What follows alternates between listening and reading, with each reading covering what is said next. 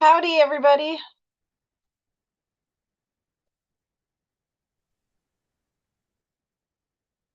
I hope everybody's ready for Christmas break or holiday break, I should say.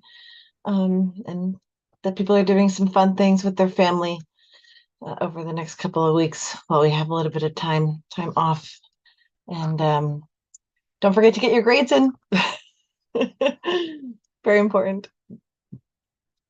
All right. Well, welcome to the sixth meeting of the 41st session of the Faculty Senate of Texas A&M University.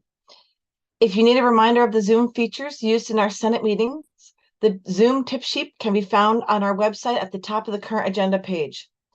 At this time, please make sure that your microphone is muted. Senator Klein will be monitoring the raise hands function. He will verbally identify you. Then you can unmute your mic and ask your question. In fairness to others, please limit yourself to one question at a time. Senator Klein will also be monitoring the chat to convey messages as necessary, so please send any chat questions directly to him. We are using the registration function of Zoom to track attendance. Most visitors today have been asked to view the meeting via our live stream, but our guests and administrators who have been asked to answer questions are joining via Zoom. Visitors wishing to address the Senate may make this request by sending a chat message to Senator Klein or by using the raise hands function. Finally, if a senator wishes to offer a motion during today's meeting, please raise your hand at the appropriate time and ask to be recognized. Now, on to speaker comments. First off, I would like to remind our faculty that last Friday marked the end of the 21-day waiting period for interim President Welsh to serve as the sole final candidate. Tomorrow at 10 a.m., there is a Texas A&M Board of Regents meeting scheduled. One of the items scheduled on the open session is appointment of President of Texas A&M University and authorization for the Chancellor to negotiate and execute an employment agreement with the A&M system. Nothing is certain, but I encourage you to watch your email tomorrow for potential announcements that might occur. And before I move on, it is worth mentioning the other two items on the agenda tomorrow. Item 1 is the authorization to negotiate and execute a ground lease of approximately 32.4 acres of land from NASA located in the Exploration Park Development, Houston, Harris County, Texas. So that's really exciting. There will be a realistic Mars and Moon environments. I personally really look forward to this new amazing space facility. Item 3 on tomorrow's Board of Regents meeting is the approval and project scope and budget appropriation for construction services and approval for construction remaining scope for the Law and Education Building Project at Texas A&M Fort Worth. For those who haven't heard, the Texas A&M University system, in partnership with the city of Fort Worth and Tarrant County, will build a world-class 3-building facility with green space for the permanent home of the Texas A&M University School of Law and other A&M system colleges and agencies to be co-located with complementary commercial tenants to transform the 3.5-acre site in downtown Fort Worth into an innovation district, a catalyst for commercial entrepreneurism. In addition to the School of Law, many other entities will have a presence there. The School of Performance Visualization and Fine Arts will have a virtual production institute. Texas A&M AgriLife Research will have an agricultural food and nutrition evidence center, an institute for advancing health through agricultural economics, a food processing hub, and controlled environment agriculture. The Texas A&M Health Science Center will have an institute for healthcare access. The Texas A&M Engineering Experiment Station will have a presence as decided by the new dean. The Texas A&M Transportation Institute will have a research and implementation program, an urban analysis program, a transit mobility program, and a multi-resolution modeling program. The Provost Office will host an Office of the Youth Engagement and an Office of Undergraduate Recruitment and Outreach. The Texas Division of Emergency Management will have their Region 2 headquarters there. Tarleton State University will host a biotechnological institute and medical lab sciences research. Many other things are under discussion, such as an early childhood development center, similar to the Charlotte Sharp and Becky Gates programs, and an industry-sponsored makerspace. So again, I encourage you to watch out for the results of tomorrow's board meeting. Back to interim President Welsh. I hope you are able to attend the State of University address. I found it to be quite excellent, with a clear and motivating path forward. I was particularly struck by his humbleness throughout the talk.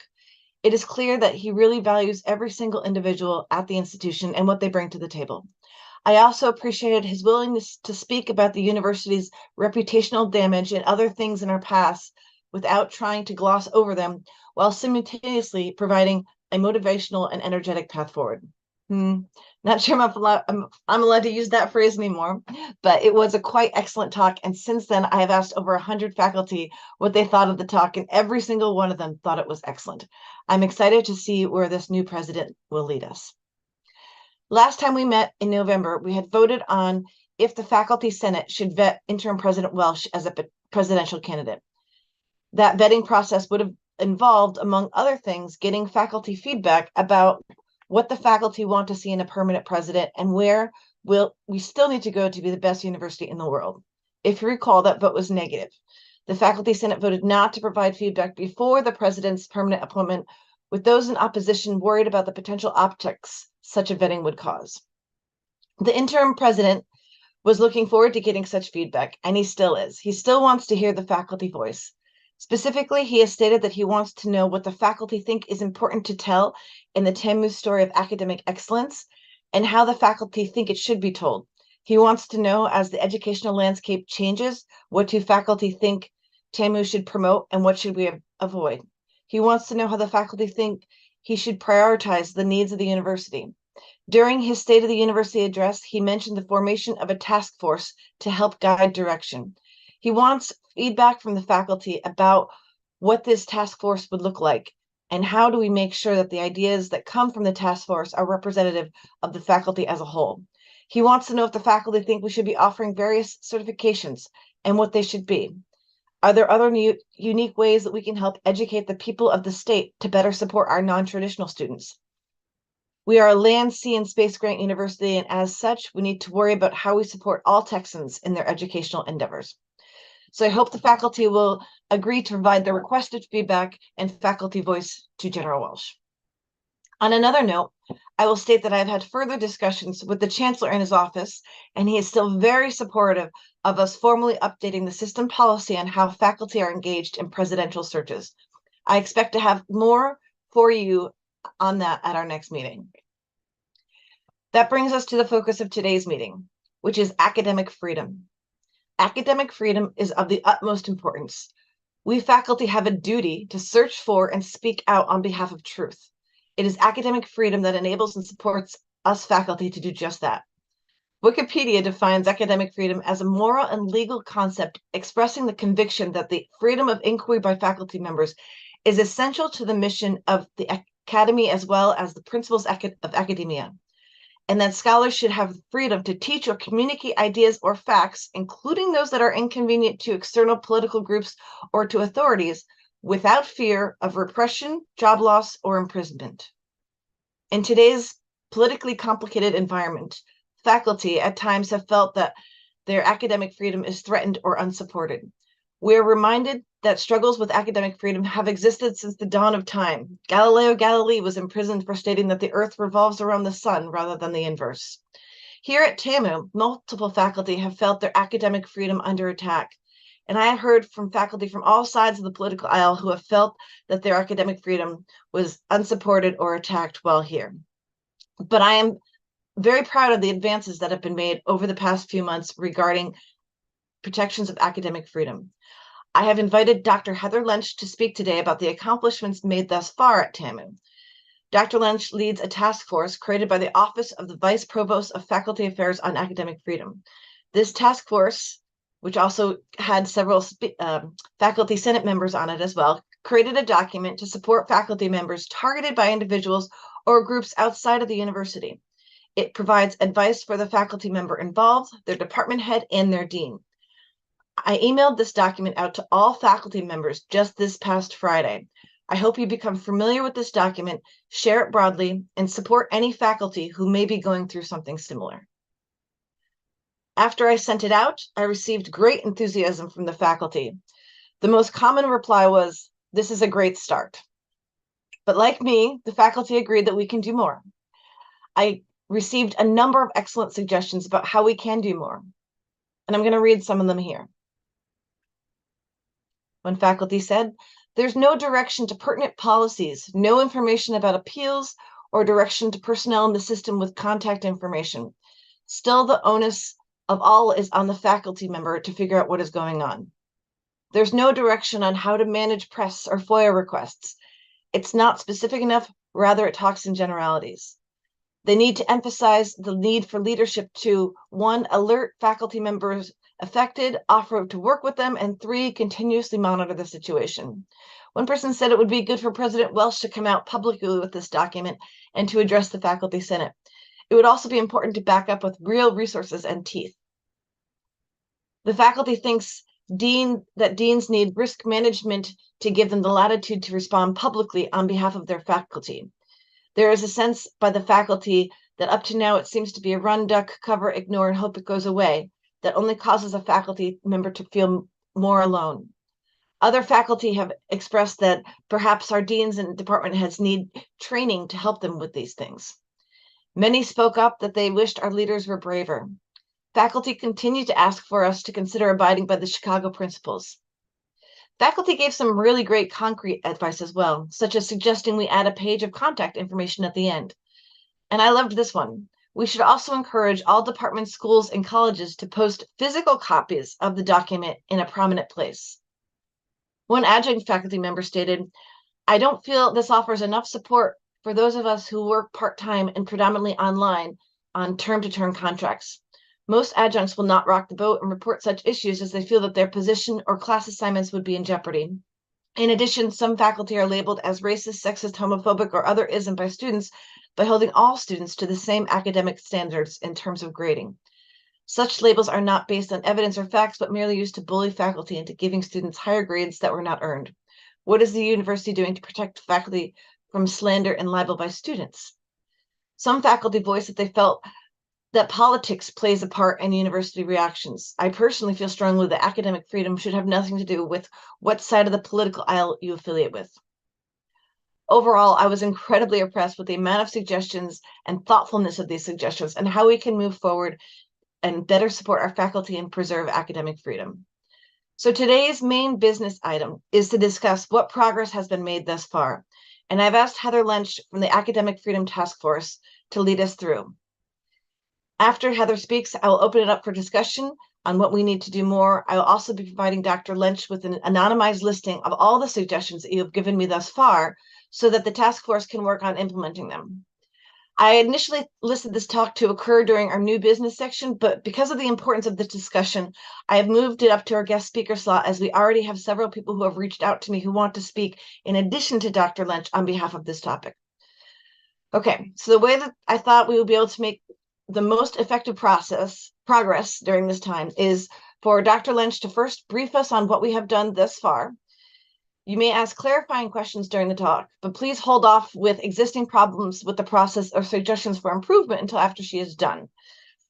After she is done, there are a few people who have requested to speak and have prepared statements, so I'll call on them first. After that point, I'll open the floor for discussion on what issues still remain unresolved, and then a discussion on what can be done to help resolve them. Dr. Lynch, the floor is yours. Hello, everybody, and thank you for having me here today. I am going to share my screen, mostly because there's a lot of information, and it will help organize that. Can you guys see everything? Great.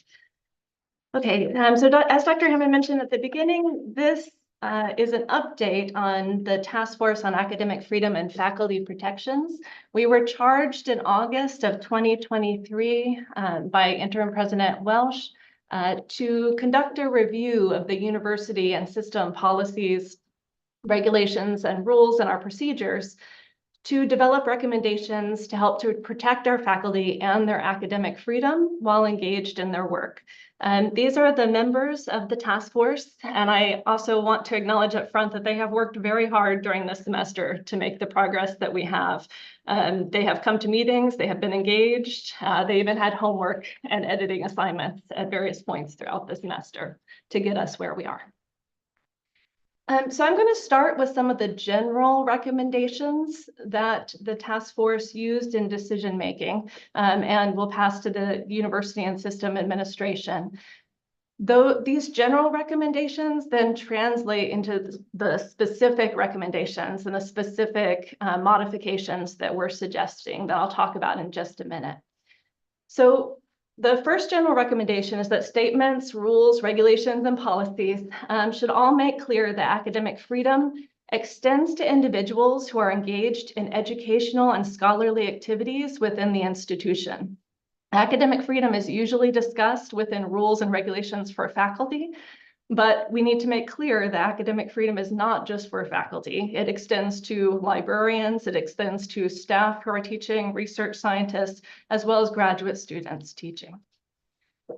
We also have a general recommendation that the university must not violate the academic freedom of those engaged in educational and scholarly activities within the institution.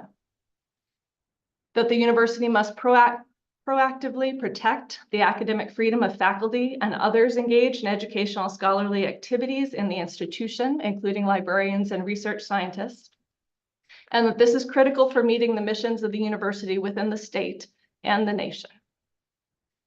We recommend that university rules and policies should be consistent with definitions of academic freedom and responsibility, and that this includes starting with the presumption that faculty, as experts who are hired for their competence, are acting within the bounds of their professional responsibility unless evidence indicates otherwise.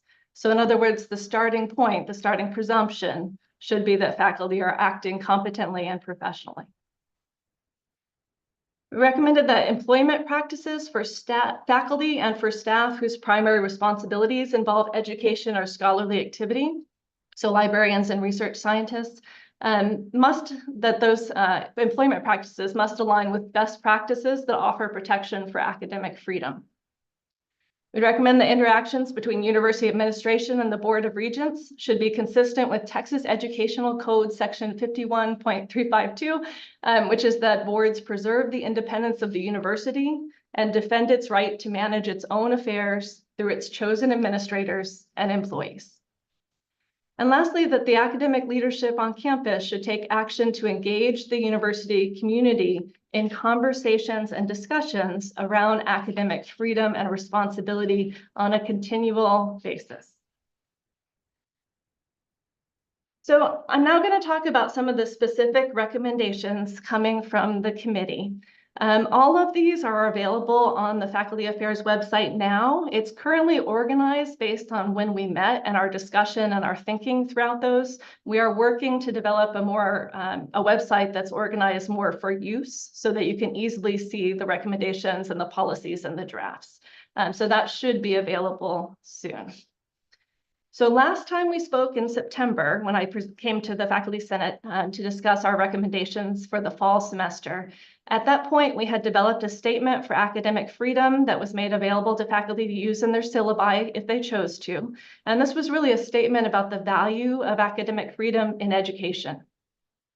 At that point, we had also developed wording for an addition to the university rule on academic freedom, responsibility, and tenure that would line out procedures for administrative leave during an investigation. And you might remember that that draft that we looked at previously made points about protections and appeals for faculty when there's a potential administrative leave during an investigation. And it also clarified that administrative leave should be implemented only in unusual and extreme circumstances and would very rarely or never be implemented for issues around speech alone. At that point, we had also made a recommendation that complaints against faculty that come in from any source would route to Faculty Affairs. And the intention is not that Faculty Affairs doesn't investigate the complaint. We're not an investigatory office. Instead, the idea was that Faculty Affairs would receive the complaint, make sure that it got to the faculty member and their supervisor as appropriate, and to make sure that the faculty member also was aware of the process and the resources available to them to support them during the complaint review. So since that time in September, These are the additional recommendations that have come out of the task force. These are in varying states of review and implementation. So I'll describe what they are, and then I'll tell you a little bit about where it is in the process. So one is a recommendation that the system revise their regulation 12.01, which deals with issues around academic freedom and employment protections. The first recommendation is that they include a reference to that Texas Educational Code statement that I referred to earlier, where governing boards' primary responsibility is to preserve institutional independence and defend its right to manage its own affairs. We also recommended in that regulation that it specifies that academic freedom and responsibility extends to anyone engaged in teaching and scholarship as part of their role within the university. We also suggested that the statements in the regulation that talk about how faculty are free to teach within their subject, but should not introduce controversial matter which has no relation to the classroom subject. We recommended that that change to a statement about academic responsibility, that faculty members have the responsibility to ensure that the material covered as part of class relates to the classroom subject and facilitates student learning. So what that change would mean then is that it's not a matter of judging whether information is controversial or whether or not it's related to the classroom subject. Instead, it's a question of teaching performance and if the material that's being covered and how it's being covered is effective for teaching and learning. We also recommended that there be a reconsideration of the differential employment practices and protections for tenure track and non-tenure track faculty specified in that regulation. And that is part of that, that the distinction between academic professional track faculty who are being hired with the intention of making a significant contribution to the university over an extended period of time from temporary or part-time faculty appointments who might be appointed to teach a single class or for one semester, for example. And that as part of this reconsideration, an increase of employment protections for academic professional track faculty be emphasized. This recommendation for changes to the sixth system regulation is routing now. It will need to go through the systems process for all of the system members to provide input and discussion prior to any implementation. We have also developed a university statement on the value of academic freedom. The intention is that this statement of value would be placed on the websites of the Provost, Faculty Affairs, and possibly President and Faculty Senate, if you would like to host it as well. This statement lays out the value of academic freedom for faculty, for librarians, and for students within the context of higher education and Texas A&M as a land-grant institution. So for faculty, it talks about the freedom of expression and teaching and the teaching and learning environment, the freedom to conduct scholarly and creative activities, protection against censorship of intramural speech. And so that's acting within your role within the university, typically as part of shared governance, such as in the Faculty Senate, and protection against censorship of extramural speech when faculty are speaking as private citizens and out in the public. For librarians, the statement talks about the freedom to develop and curate collections in all formats, as well as the freedom to provide access, services, and instruction that meet the education and research needs of the community. And for students, the statement talks about the freedom to learn and the freedom to express views within the classroom. This statement is planned to release this week, so I am anticipating that it will be available shortly. As with everything that I talk about today, this is a work in progress, and so there will be multiple opportunities for feedback and suggestion as part of these releases. You'll remember that I mentioned a few minutes ago and back in September that there was a suggestion that complaints route to faculty affairs when they're against faculty. And so the next question was, what's the expectation for what faculty affairs will do once they receive a complaint about a faculty member? And this is a summary of the recommendation. And again, you can see all of this on the website in greater detail. So faculty affairs was charged to receive the complaint and assign the complaint to a level from 1 to 5. That assignment has to be made by a faculty member, an administrator, as well as a staff member with legal expertise. The levels go from 1, where an allegation, even if it were true, would not represent any type of performance issue or violate any rules, regulations, or laws. So this might be something like someone doesn't like the color of your shirt, or protected speech, where you're speaking within your expertise in the classroom, as an example. And it ranges up to a level 5, which would include serious misconduct, so things like sexual harassment, fraud, etc. So once faculty affairs assigns a level, they notify the faculty member of the complaint. And as part of that notification, we send information about the process and what to expect, as well as resources. So who the faculty member can reach out to if they have questions, if they have issues, if they want to speak to someone during the complaint review.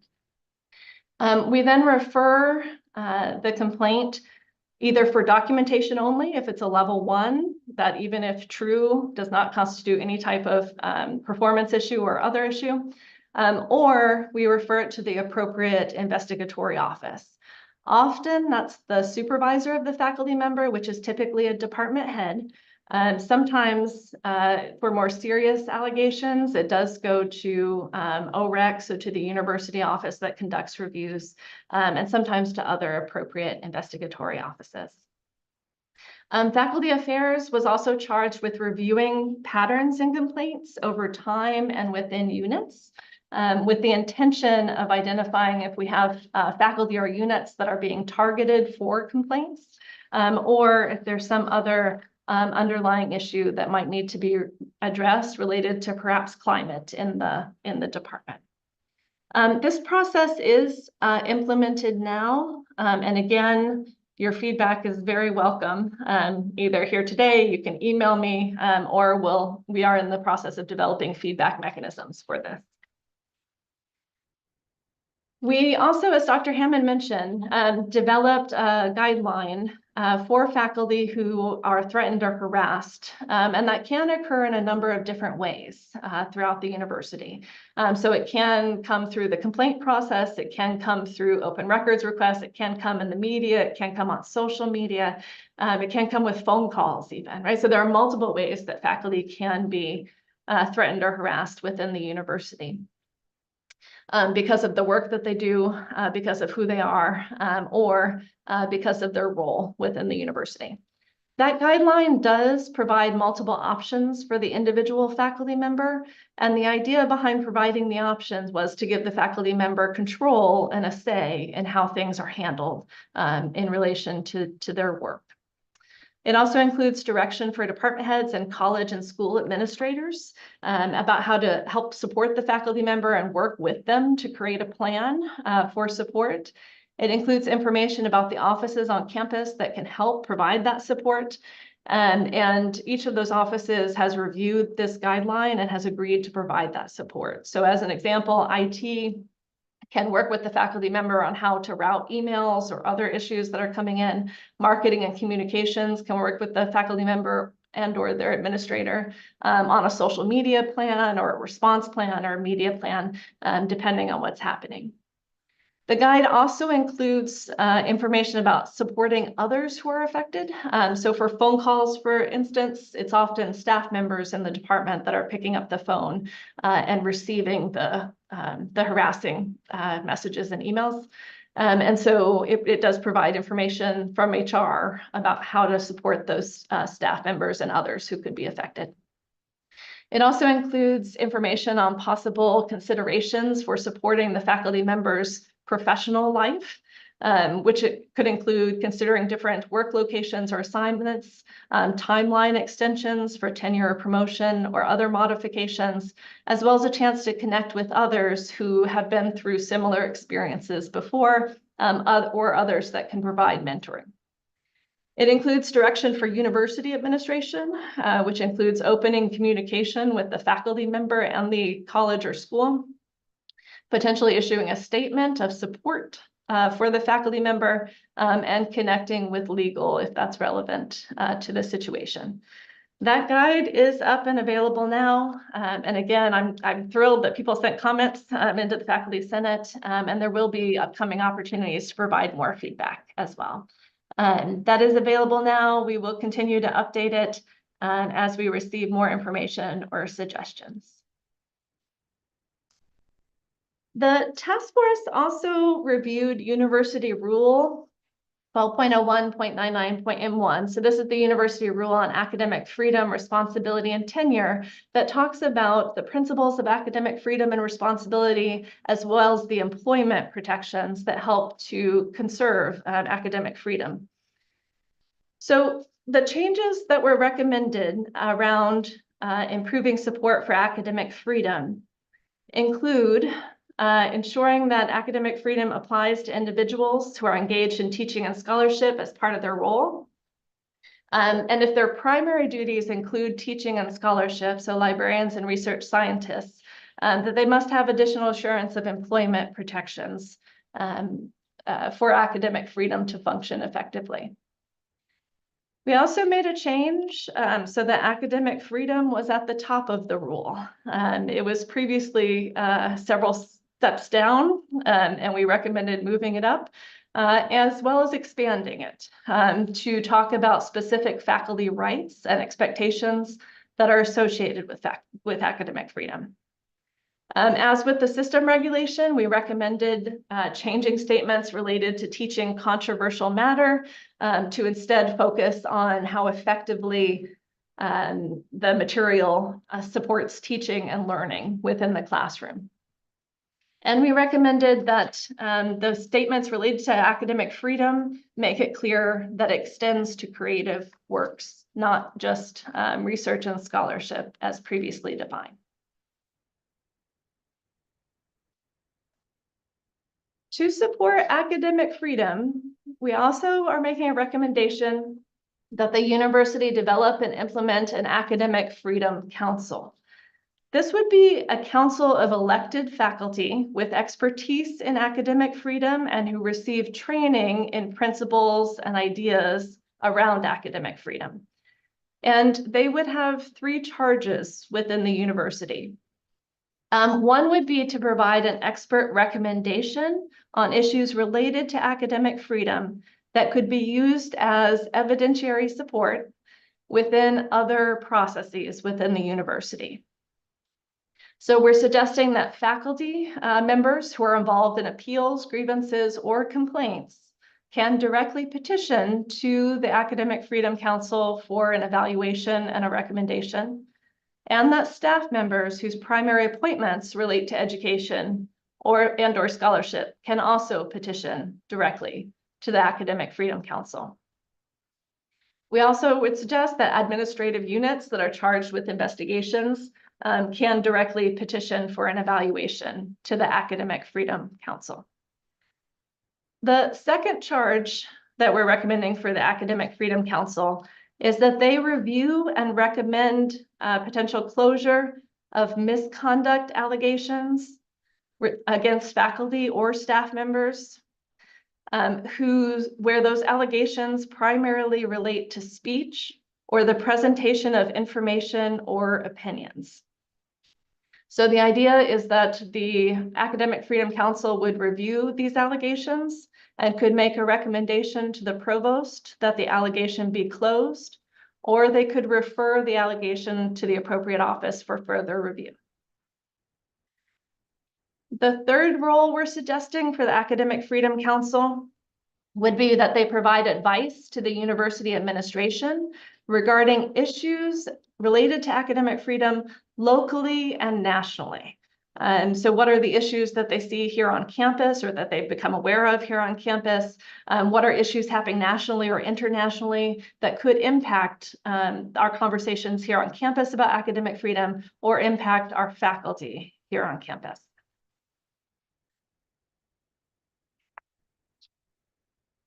And finally, within that same university rule, we recommended several changes related to employment protection around academic freedom. One of those is specifying the procedures around administrative leave with pay during an investigation that I mentioned back in September and earlier today, so that we have a university procedure for that process. One is that there's a time frame for a minimum notice of non-renewal for academic professional track faculty who have been employed more than 1 year and less than the stated time period currently in the rule of 5 years. So previously, there was no minimum time frame stated for notice of non-renewal until someone had been here 5 years full-time. We also recommended that there be paths for faculty members to appeal dismissal or non-reappointment that results from the violation of their academic freedom.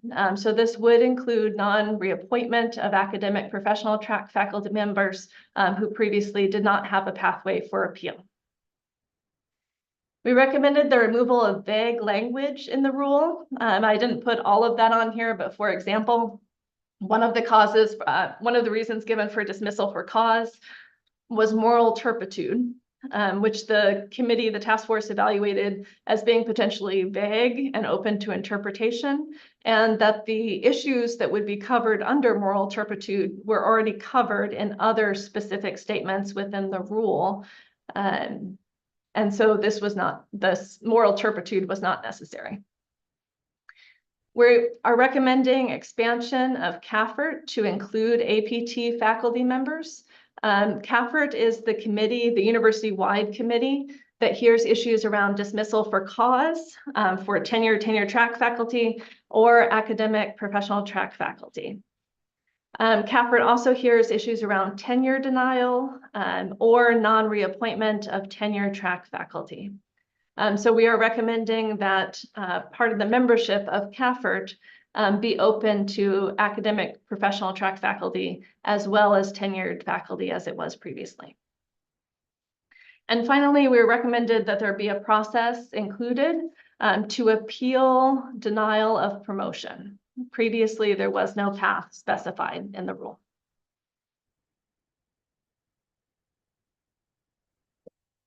We also have several issues that we're still working on. We are hoping to be finished with these recommendations by the start of spring semester so that we can move fully to implementation and feedback from the faculty and from the university community. So in development, we have an update of the SAP related to faculty hiring. To talk about the process that's expected and best practices in faculty hiring. We also reviewed 2 documents that had previously been developed by a task force that were charged with defining professional and unprofessional conduct among faculty and providing guidance to department heads for responding to complaints about unprofessional conduct. So we are still working on those, and as soon as they're available, they'll be posted on the website that we currently have that lists our discussions, as well as the website that's in development where it will be easier to look at the specific documents.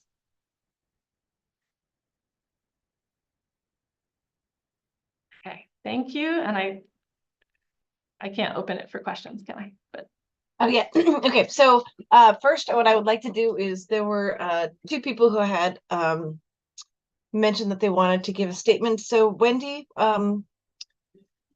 Dr. Greenwood, if you want to start us off. Certainly, just 1 second, please. So hello, this is Dr. Wendy Greenwood. I'm from the School of Nursing, and I'd like to just start by thanking our speaker, Dr. Tracy Hammond, and the Faculty Senate Executive Committee for their diligent efforts and leadership in responding to faculty concerns regarding the open record searches. I would also like to thank the Faculty Affairs team for their recent guidance provided to faculty, deans, and staff. True leadership is demonstrated in the openness and willingness to analyze processes and determine relevance and impact on the people that we serve. Processes are not people, but many processes directly affect people and therefore should be very closely monitored and updated with these resources, appropriate training opportunities for our supervisors and deans, and these mentoring services. And Dr. Lynch, I commend you and your staff on your presentation and the innovative ideas, including the Academic Freedom Council. I think that's a fantastic idea. So again, I just want to thank you for your initial work and guidance provided to support everybody in academic freedom in our university. Thank you, Dr. Greenwood. Next, I would like to call on Dr. Jane Boland.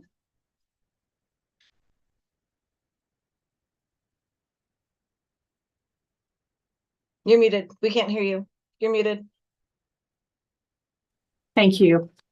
Dr. Hammond, faculty senators, and fellow faculty colleagues, thank you for inviting me to give a very brief statement today. My name is Jane Boland. I'm a senior and Regents professor with the College of Nursing and School of Public Health, and I've been at Texas A&M for 22 years.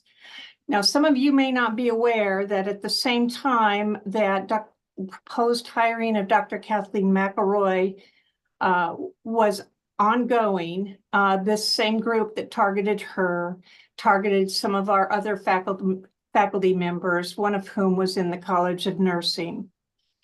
And that has caused grave damage, not only to the individual faculty member, but to our school. And sadly and tragically, this group's at least two, I'm told there were three possibly, FOIAs or open record requests to this young faculty member who's an assistant junior tenure track faculty member, seemed too much to handle simply because of the color of her skin and because of some of the things she wrote about, which are medical distrust by some populations in participating in clinical trials and things such as that. So I applaud you, Dr. Lynch and the entire Faculty Senate and faculty administration, who has taken on in a very rapid way the responsibility to provide faculty with these kinds of procedures and to provide new deans with suggested not only suggested, but policies that will protect both these colleges and the faculty members. Because it is only by protecting our young faculty members and for them knowing that they have this needed support around them that they will continue to stay with us. Sadly, in the case of this young faculty member, it was too late. So I just would, again, applaud all of the Faculty Senate for taking this up, and also urge that when these FOIA or open records requests come down, that we closely monitor them and not immediately provide things that are protected and our intellectual properties, such as our proposed grant projects that are protected by NIH, NSF, the Department of Defense, DARPA, HRSA, and other extramural grant funders. Those documents are not subject to disclosure. They are protected.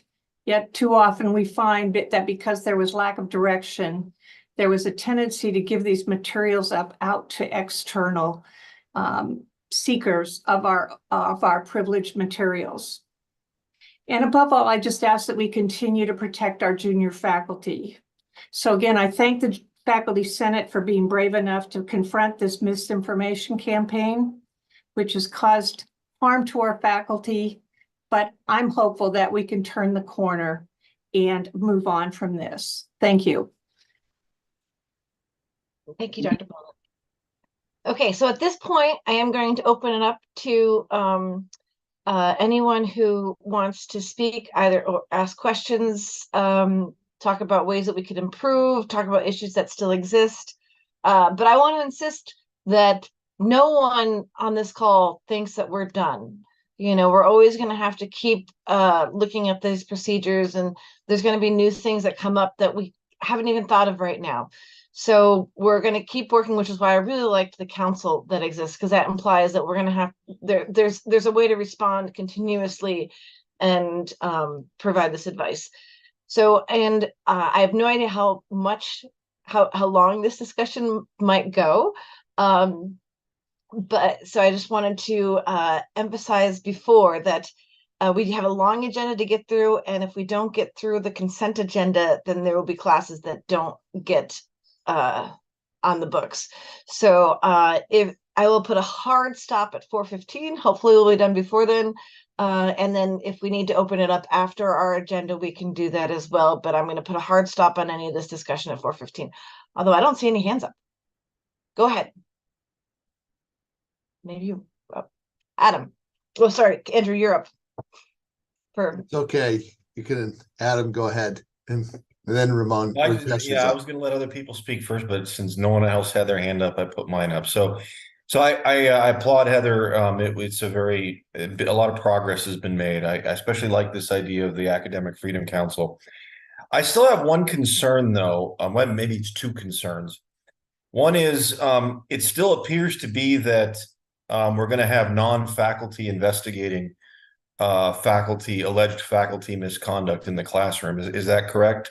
Heather, is Kevin McGinnis still going to be going around judging whether or not I'm saying controversial stuff in the classroom that's not related to the subject matter?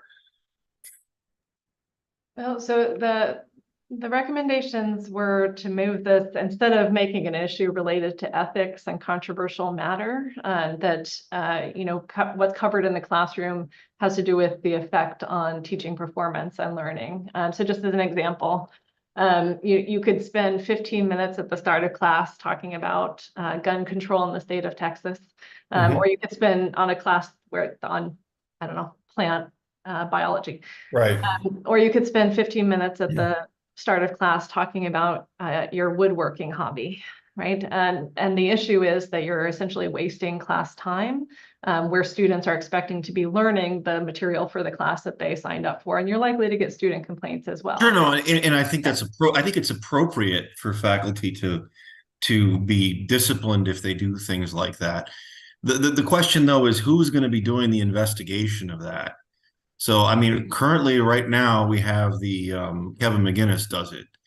And I mean, frankly, I don't know why he's qualified to do it, because he's not a lawyer. He doesn't have any formal training in law enforcement or investigations. And yet we have him doing these things. A few years ago, I was part of a task force where we were trying to create a process whereby we would have faculty running those kinds of investigations. Would it be possible to have expand the role of this Council of Academic Freedom, give them the responsibility also when it's something very academic related, like, what's going on in the classroom, pretty much any sort of misconduct that's not Title IX or civil rights related. I mean, why can't we have faculty investigating faculty? Yeah, so the changes that the task force is recommending for the Academic Freedom Council would include, so anything related to speech or performance or presentation of information or opinions would go to them first. And they could recommend closure of the allegation to the provost. So that is the idea, is that it would go to this elected faculty body first. I see, and they would run the investigation. Well, they would run a review of the allegation and the report to determine if it relates to academic freedom, and then make a recommendation. But would they do fact finding and that sort of thing as well, or is that? So if a complaint related to what happened in the classroom, unless it was egregious misbehavior, right? So suppose someone runs an allegation, and if the allegation is true, it wouldn't be covered. It'd be something that's not covered by academic freedom, right? Does the committee then investigate and do the fact finding, or does somebody else do the fact finding? So right now, if the issue came to faculty affairs, we would send it to, which it should, as a complaint against faculty. We would send it to the supervisor of the faculty member for review. And then it would, if the supervisor decided that there was an issue and imposed sanctions, the faculty member could appeal it to the college, which would include a faculty committee that makes a recommendation to the dean. I see. So I guess my question then is, it seems like then we're still putting the cart before the horse, in the sense that a sanction is imposed before there's any sort of hearing before a committee, and then a faculty member only then can appeal. And that's kind of backwards, right? The AAUP guidelines suggest that before any major sanction is imposed, there should be a hearing before a committee. And we don't, do you have any sort of plans to bring us into compliance with, or at least I wouldn't say compliance, not the right word, align us with the AAUP guidelines in that regard? So we have not talked about this specific issue as a task force of implementing a university-wide or unit-wide faculty committee. I can definitely bring it back to them for evaluation and discussion. Okay, that would be very helpful. Okay.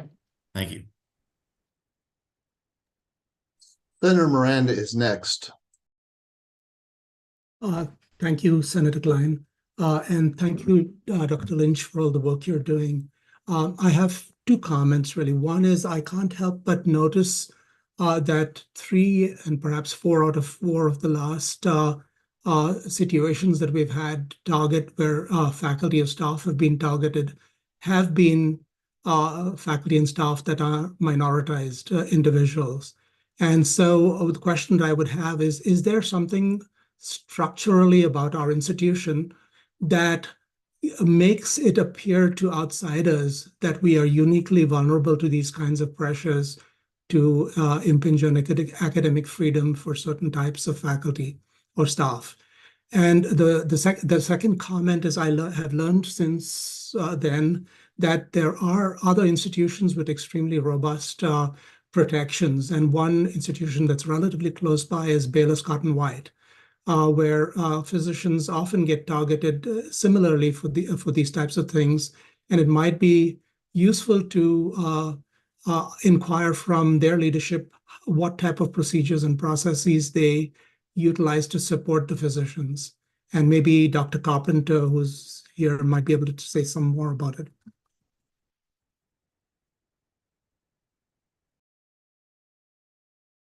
Sorry, I didn't mean to put you on a spot, Dr. Carpenter. It could be outside this. No, sir. I hope that y'all can hear. Those are more in the area of peer support, when individuals who are of any job status within the Baylor Scott and White system find themselves either under litigation or some form of tort related to their employment, and more particularly the practice within the scope of their license and professional role. And I think that is definitely something that we need to provide a greater degree of directive support, specifically for our faculty and staff who are undergoing those types of trials and tribulations. I think that a very good first step is being taken by what was presented today. There are, as Speaker Hammond said, still additional measures that will need to be taken in order to assure those individuals that they are being cared for and supported, especially under times like this.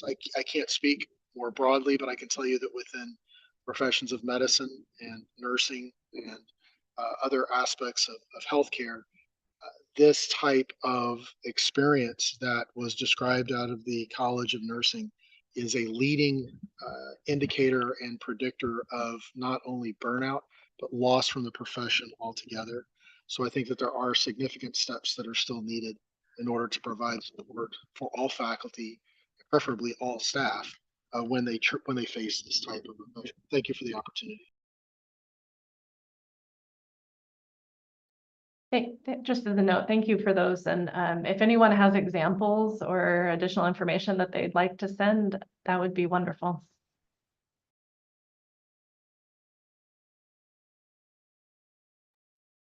Tracy, oh, Clint McGill has his hand up.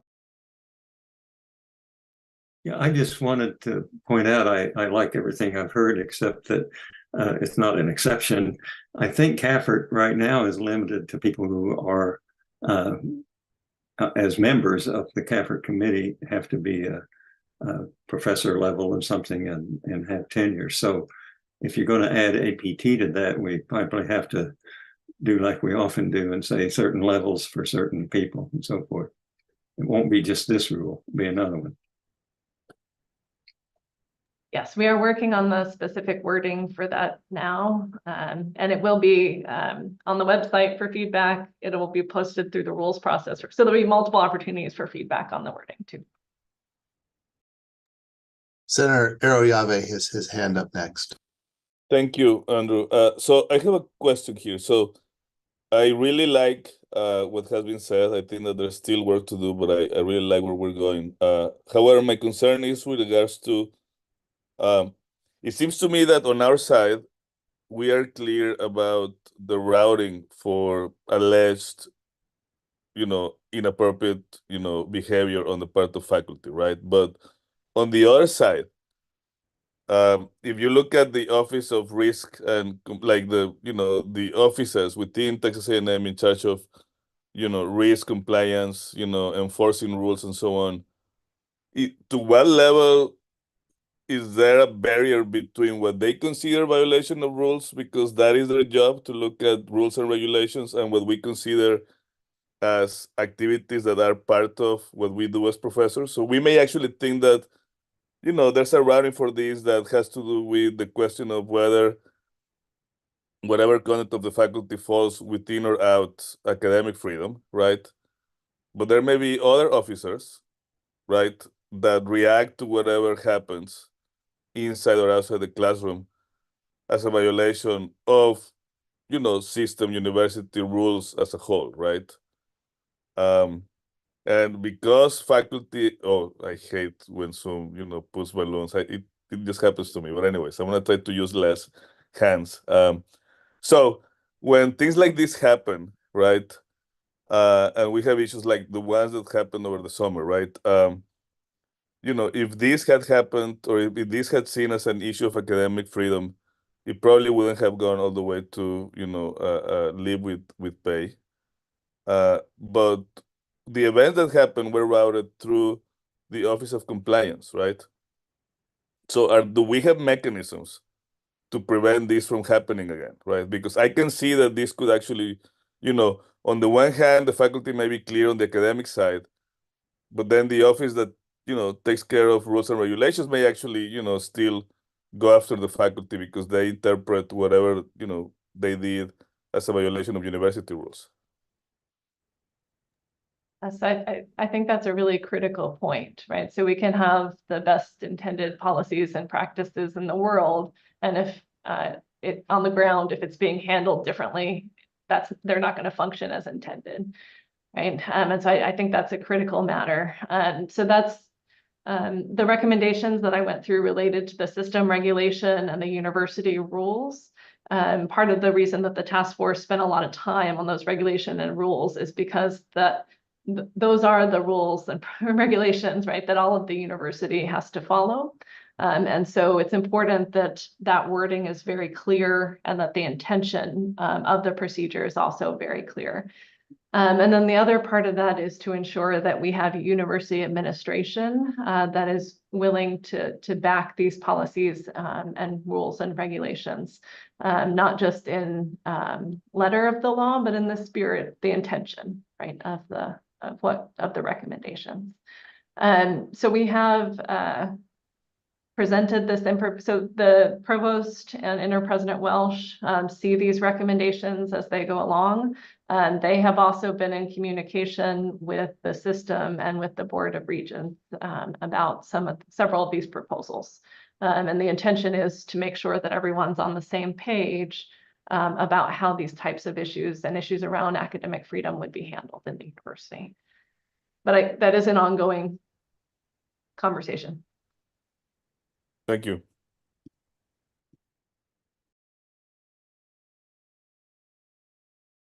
Great. Oops. Senator Cecilio just raised his hand. You're muted, Mark. Hey, thank you, Senator Klein. I just wanted to go on record as fully supporting the efforts of Dr. Lynch. This is a remarkable composite of well-considered thoughts, and I congratulate her and the committee. And also regarding Dr. Carpenter's suggestions and experiences with Baylor Scott and White, as one who'd been there for a long time, we both know that the sense was they have your back. They have your back, unless there's something obvious, egregious, inappropriate, etc. But that spirit of we have your back can go a very long way in reassuring faculty and those who look at this whole process. So thank you so very much. Thank you for that point. And although I'm presenting today, the ideas come from the task force, and the good ones mostly come from not me, just for the record. Well, you communicate them very well.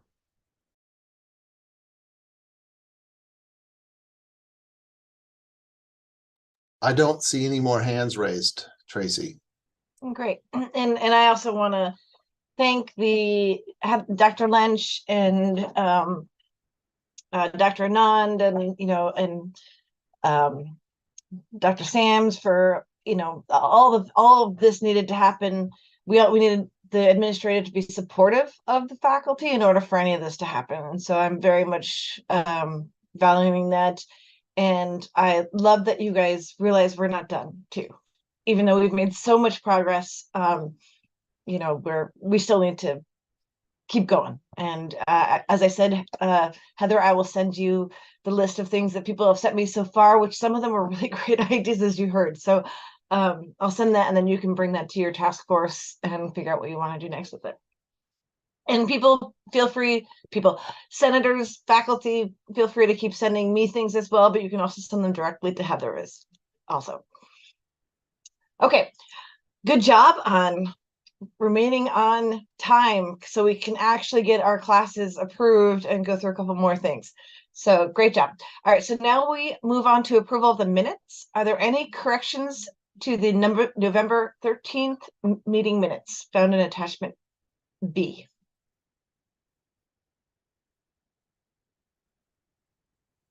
Hearing none, I declare the minutes approved as distributed. Moving on to the consent agenda. This is what we really need to pass while we still have a voting membership here. Are there any concerns or questions on the December 11th consent agenda items? Wow. Hearing no questions or concerns, I declare the December consent agenda approved as presented. Okay, we now move on to committee reports. Does anyone have any questions or concerns with the Core Curriculum Council course report found in attachment C? Hearing none, I declare the committee report approved as submitted. We now move on to new business.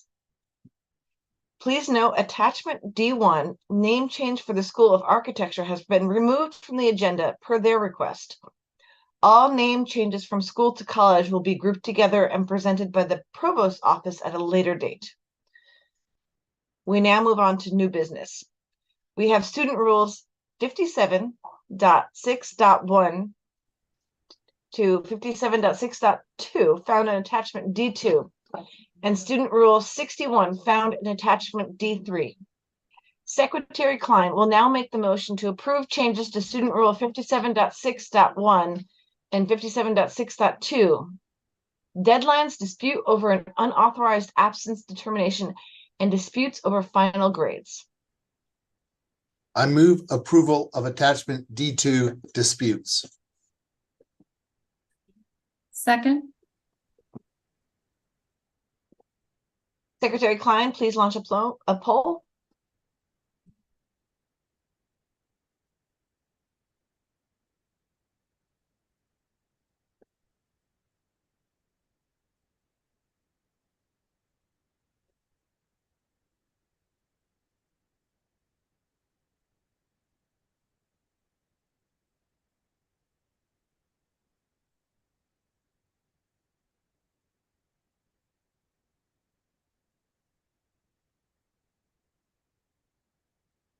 Okay, there's still a few more coming in. I'll give it another 30 seconds, maybe.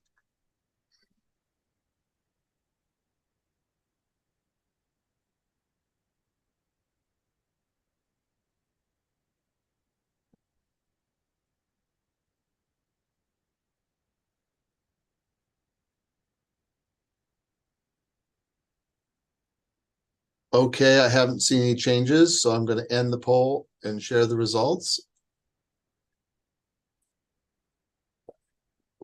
There were 83 for, 2 against. I declare attachment D2 disputes approved. Secretary Klein will now make the motion to approve changes to Student Rule 61, student email. I move approval of attachment D3, student emails. Second. Is there any discussion? Or we can just launch the poll. I'm sorry. Technology. I don't think there's any discussion. So please vote on attachment D3, student emails.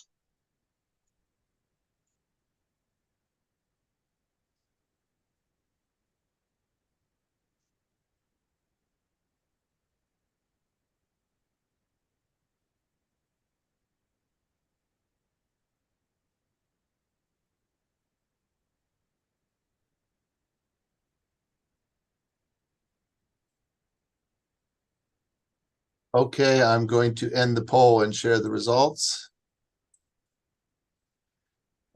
It was unanimous, 84 in favor. I declare attachment D3, student emails approved. Good job, everyone, on getting through the things that we needed to get through for our classes to exist next semester. Technically, this is the space where we had the academic update on academic freedom issues. If there's any more discussion, you can do it now. Otherwise, we're going to move on to Committee of the Whole.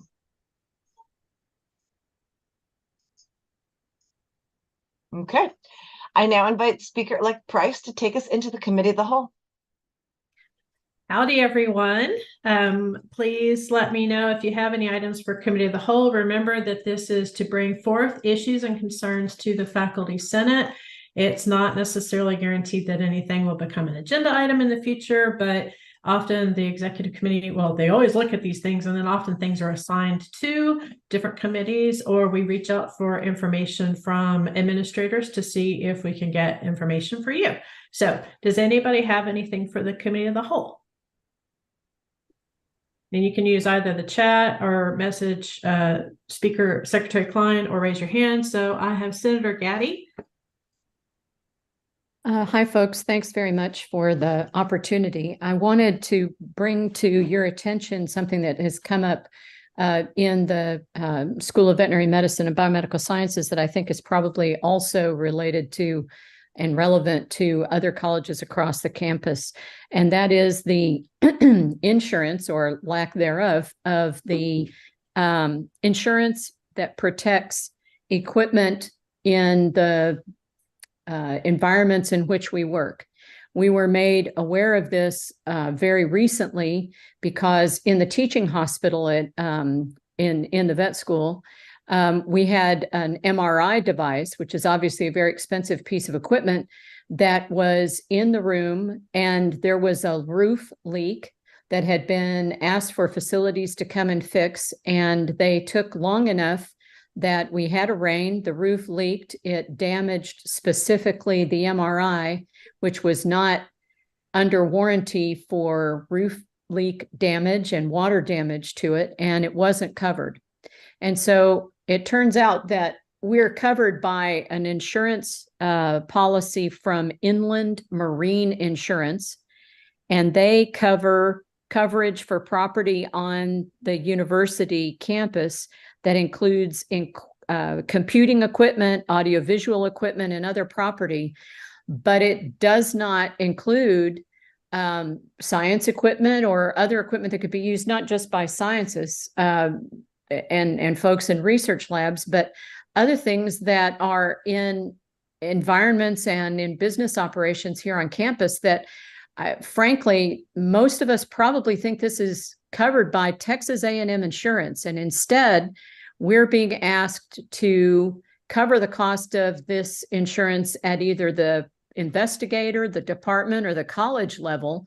And this is not something that's automatically being covered by indirect costs. And so I wanted to bring this up and see, do other folks here on the Senate have additional information as to why our university system has such a individualized insurance policy that we're supposed to be responsible for?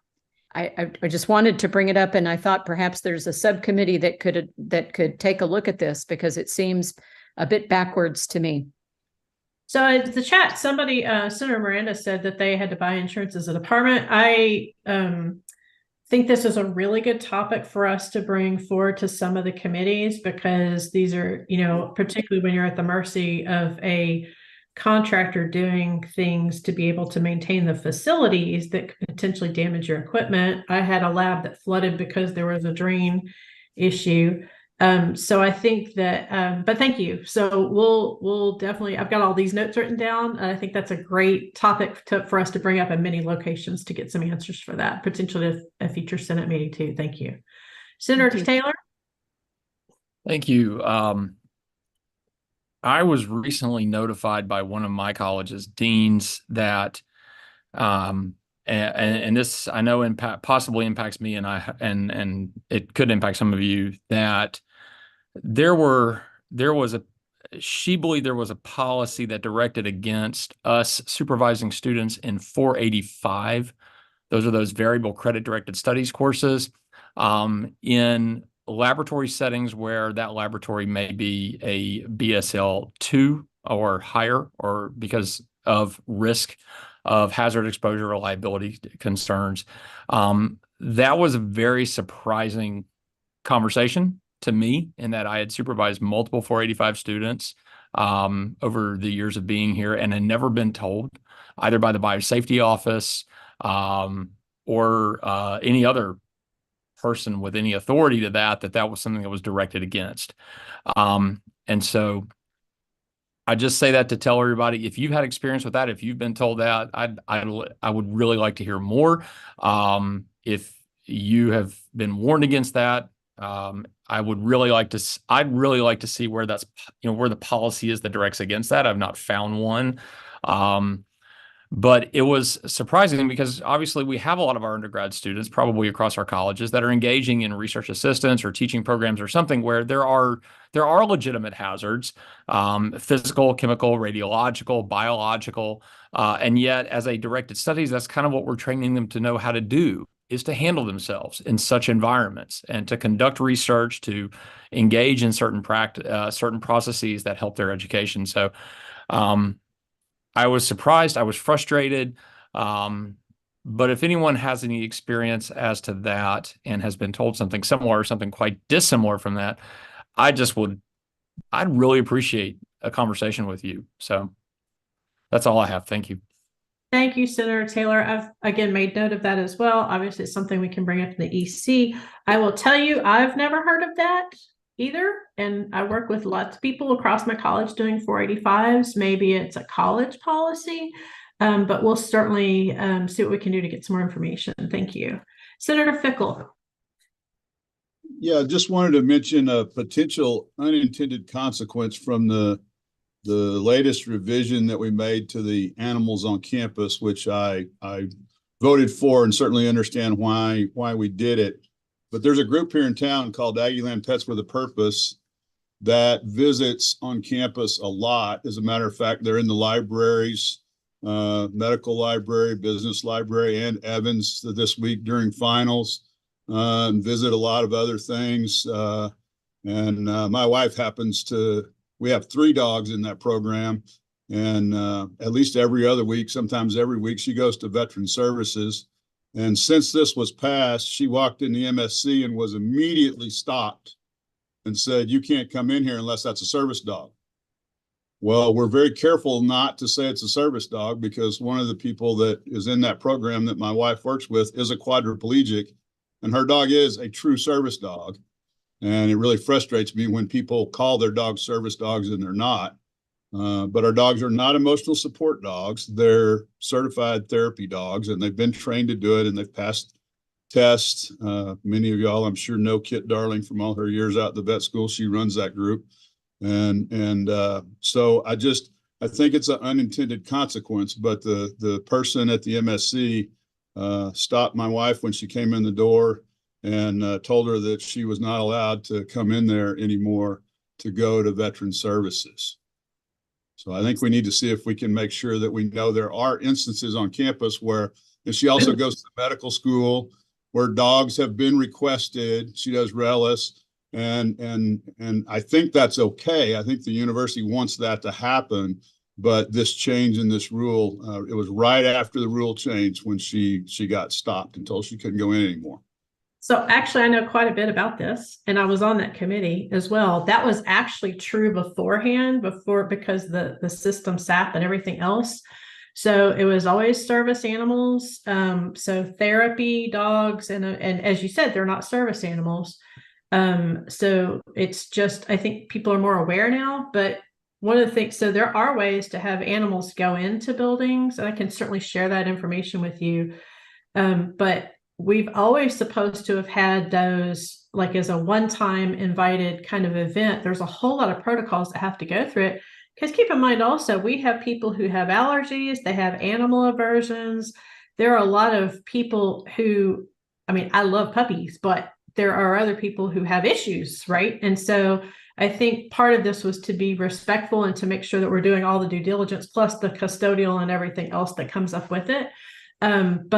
I'll make sure that that information goes to the appropriate group too, so they can do better communication on how to, like the veteran services group are the one basically it would be need to be responsible for doing some paperwork, but I'll make sure that pass that along as ways that we can provide that communication better. So we're not keeping things from like that from happening, but just doing them right. So thank you for bringing that up. You bet. Thanks. Mm-hmm. Senator Alvarado. Hi, my question is very simple. I heard that Kevin McGinnis is retiring, stepping down soon. Do we have a replacement for his position, the Office of Risk, Ethics, and Compliance?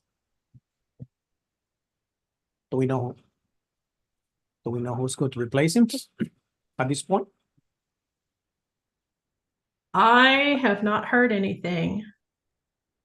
My understanding is that they're starting a search. Is he retiring though? That's correct. He's retiring and they're starting a search. I just asked Alan to check if there are faculty on that search, or well, not just like, what is it now, a half an hour ago, and he's working on checking that. So yeah, I'm here. So Tracy, I did get an answer back. There's like Heather said, the process is getting started. And the text I sent was just make sure that there's faculty involvement in the process. It's a vice president position, so it's run by the president's office. I'm not involved in the process necessarily directly, at least not at this point yet, but I did tell them to make sure that there's faculty involvement, and because of the importance to academic and freedom in the whole conversation we just had about that. So more to come on that as that process evolves. Just a quick follow-up. When is he stepping down or retiring? At the end of the year, or at the end of this month, I believe, and they would probably put an interim in place if they don't have somebody identified by then. Okay, which they may not at this point. Right.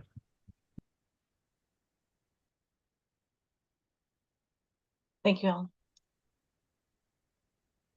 Thank you very much. Does anybody else have anything for Committee of the Whole? Senator Pietro Antonio? Yeah, thank you very much.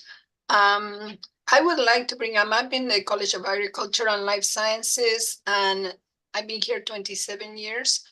But I just learned recently that the buildings in which we are rented from AgriLife Research from the university. Our elevator, for example, has been broken for more than 1 year. So we only have one functional elevator. The autoclave has been broken for a long time, and now we're gonna get to replace it apparently in January. So this is creating, and this was brought up to the attention of AgriLife research leadership. So all of us here, and this is a big building, the mini Bell Hip Center, animals, basically soil and crops and entomology. We're a big building, and we still have no explanation on why this university cannot fix the elevator. And it's creating delays in the students, in classroom, in faculty, moving equipment, I mean, etc. So I just would like some answer on why this is happening. Apparently, it's not just our building. In terms of the facilities, the other senator mentioned the breaking of a very expensive piece of equipment. The same happened here in our roof with about $36,000 QPCR that we had to buy among 3 faculty because of the same thing. So the facilities here are terrible. We're in a building that is from 1973 or 76, and apparently there is no solution in sight. Which building is it specifically? This is the mini Bell Hip building, building 1502. And we only have one functional elevator. Yeah, I will tell you I'm writing all this down to pass on for sure. Yeah, the elevator is a huge issue. And one of the things that I learned is that we don't necessarily have consistent elevators across the campus, so different brands, and also getting parts has been extraordinarily difficult because the ramp up after COVID has been incredibly delayed. So it's just terrible. I believe they've changed the company that they're using to service elevators, and they feel like it's getting better, but there's such a log. I can think of at least one other building where there's an issues, and Senator Arayave put a note in the chat about somebody getting trapped. So yeah, I'm hearing, people are chiming in multiple places where there's only one elevator working, but thank you for sharing that. And I'll make sure that we pass that along to the appropriate people. Senator Alvarado. Now that we're talking about buildings, I'm going to say something that might come across as being offensive, but probably we need DEI for buildings. My building is 103 years old, was built in 1920, and we have no plan to replace it. And I probably will retire and die and stay in the same building. I mean, what's going on? On the other hand, you go to other places on campus and you have these brand new buildings with the latest technology, right? I mean, this is not a very democratic process. I don't know how the planning process goes along, but looks like whoever has the money is the building, and that's it. I don't think there's a comprehensive master plan out there to replace all buildings. I think that when it comes to engineering, I think the decision was made based on donors, not based on need, right? On real need by the departments. Yeah, so it'll be interesting to see when we get a new dean, what that person will do about this. Thank you. Thank you. Thank you. Anybody else committee of the whole issues? All right, then I'll return the meeting back to Speaker Hammond. Thank you. Thank you, Speaker-elect Price. Does anybody want to do a motion to adjourn? This is actually surprisingly quick. Thank you, Rajesh. Did a motion or second from Angie. But yeah, you guys did a great job, and I think we're accomplishing a lot. So thank you all for everything you all do. So all right, well, have a great rest of your Monday, and I hope you have a wonderful holiday season. Happy holidays. Thank you. Bye.